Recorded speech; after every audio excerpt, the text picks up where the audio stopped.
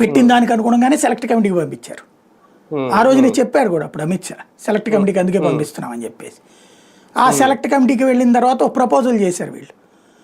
ఇది దీంట్లో వక్ఫ్కి సంబంధించిన కమిటీలో ముస్లిమేతరులు అంటే ప్రభుత్వ ఉద్యోగులు, మరి ముస్లిమేతరులు కూడా ఉండొచ్చు కదా, కలెక్టర్లు లేకపోతే ఐఏఎస్లు ఐపీఎస్లు, అట్లాగా వాళ్ళని అనుమతిస్తామంటే అట్లాగ వద్దని చెప్పేసి చెప్పారు వీళ్ళు. దానికి అనుగుణంగా నిర్ణయం తీసుకున్నారు. దాంతో మార్చి మరీ తీసుకొచ్చారు. అట్లాగే వక్ఫ్ మీద పెత్తనం ప్రభుత్వం చేతిలో ఉండదు, వక్ఫ్ చేతికే ఉంటుంది.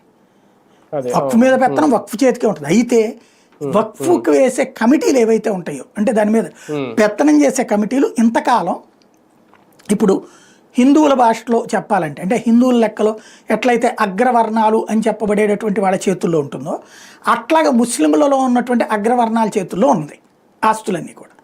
మానిటరింగ్ కమిటీలు కూడా వాళ్లే నడుపుతున్నారు ఇంతకాలం.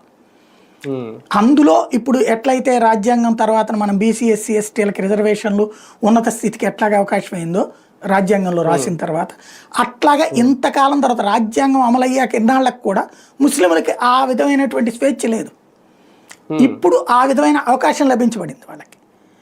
దాని మీద సంపాదన వాస్తవంగా అయితే కనుక 20,000 కోట్లు ఎంతో రావాలట ఆస్తులకు సంబంధించినటువంటి సంపాదన.